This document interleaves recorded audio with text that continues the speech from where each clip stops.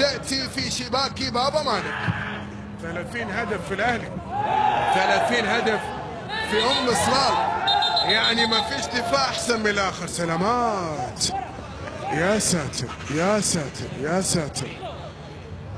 إن شاء الله سليمة، إن شاء الله سليمة. يا ساتر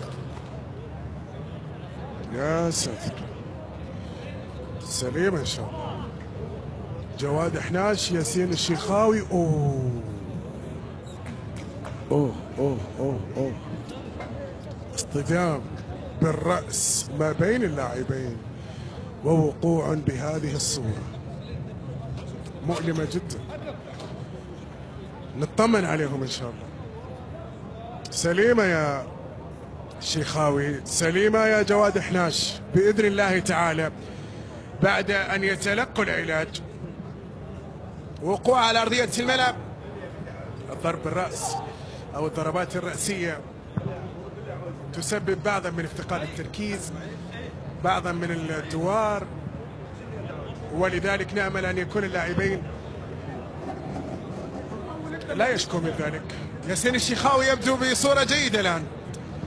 ياسين الشيخاوي الذي لعله مع وقوع كنا نعتقد أنه فقد الوعي بعض الشيء، لكن الحمد لله سليمة سليمة سليمة. ياسين الشيخاوي، هذا مدحت مصطفى. ننتظر جواد حناش في الجانب الآخر أيضا، هو الآخر. شوف الإعادة، شوف يا ساتر، هو التصادم جاء بالرأس، بعد ذلك ارتطم أيضا رأس ياسين الشيخاوي في أرضية الملعب مع وقوعه، ارتطمت في الأرض ولكنها سليمة تبدو.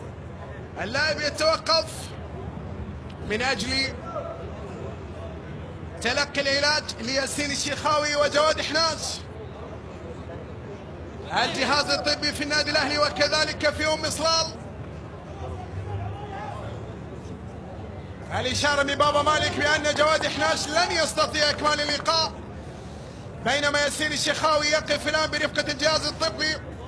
سلامات، شوف الكدمة هناك، يبدو لي أنه انتفاخ في الجانب الأيمن من الرأس. يبدو لي أن هذا محمود سيد الذي يتشاور مع مدحت مصطفى، لأن جواد حناش لن يستطيع إكمال اللقاء. ألف سلامة جواد حناش الذي الآن ربما يغادر إلى خارج أرضية الملعب.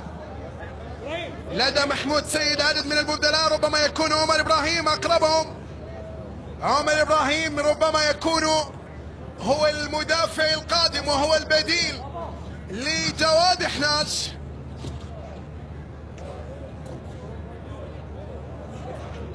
الكل يطمئن على جواد حناش.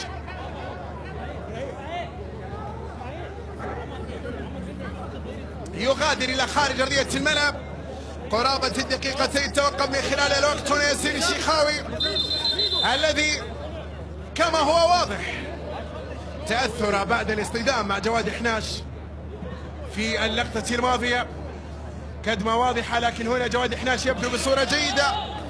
جواد حناش أيضا في حديث مع الجهاز الطبي، لكنه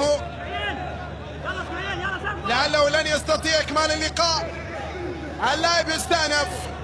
ياسين الشيخاوي لعله أن يعود ضربة ركنية للنادي الأهلي عالية رأسية. الأهلي يلعب ناقص العدد، أو صلال يلعب ناقص العدد اضطراري يضطر على القيام به محمود سيد. الشيخاوي ما راح يقدر يكمل، الشيخاوي ما راح يقدر يكمل، يفقد توازنه، يفقد اتزانه، لا زال يشعر بنوع من الدوار، ولذلك من الافضل للحفاظ على سلامة أن يغادر. شوف إشارة اللي في الجهاز الطبي يقول بالإصبع، هو يشعر بحالة من الدوران أيضا، ولذلك لن يستطيع إكمال اللقاء. إذن الشيخاوي